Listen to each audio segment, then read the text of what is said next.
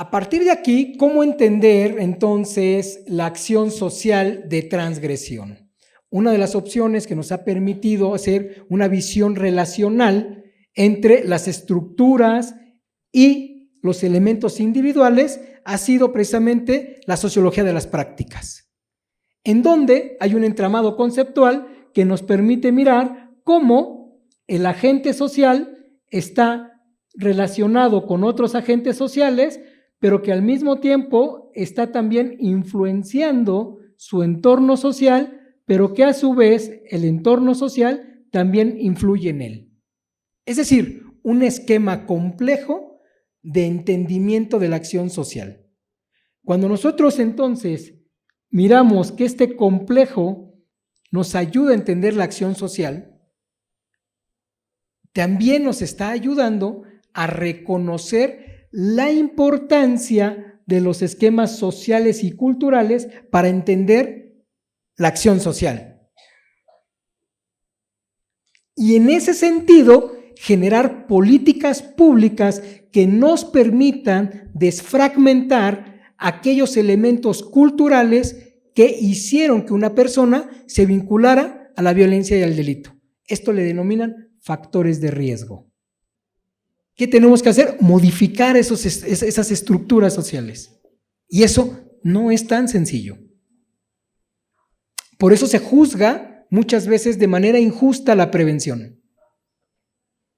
Ahora platicaremos con eso. Entonces, a partir de un esquema de esta naturaleza, complejizamos entonces la forma de entender a la persona que transgrede la norma penal. Y no solamente se trata de una decisión, tampoco se trata de un determinismo sociológico, sino se trata de una visión relacional que nos permita mirar la complejidad de la acción social y en consecuencia generar estructuras de política pública que nos atiendan estos elementos. ¿Qué hemos hecho? Bueno, pues a partir de este esquema me he dado a la tarea ya desde hace un tiempo de estudiar la violencia en jóvenes y hemos hecho un estudio en dos vertientes de poder identificar factores de riesgo estructurales, una visión macro.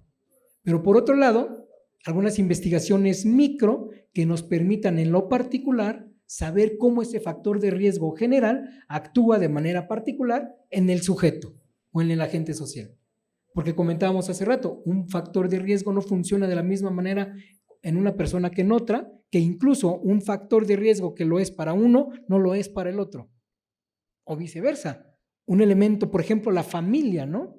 La familia considerada como esa institución que protege, que tiene una función social determinada de producir y reproducir valores, cosmovisiones, etcétera. Bueno, hay familias criminógenas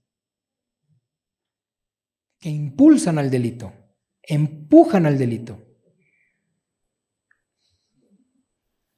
Esto lo hacemos a través de dimensionar trayectorias criminales a través de relatos de vida, en donde seguimos la trayectoria de una persona para saber cómo inicia en la vida de la ilegalidad o de la violencia, saber cuáles elementos estuvieron presentes en él y cómo él identifica las razones por las cuales se vincula la violencia y a la criminalidad.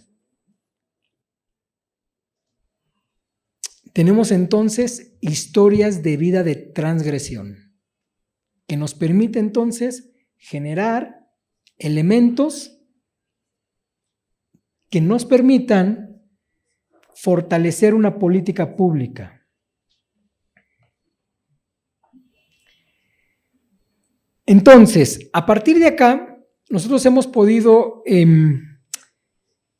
entender un poco la violencia, lo que ocurre en algunas partes de México. En el 2006, con la entrada del presidente Felipe Calderón, se le declara la guerra al narcotráfico. Entonces, se convierte en una política pública reactiva militarizada la seguridad pública y lo que tuvimos como consecuencia es esta tendencia en los delitos.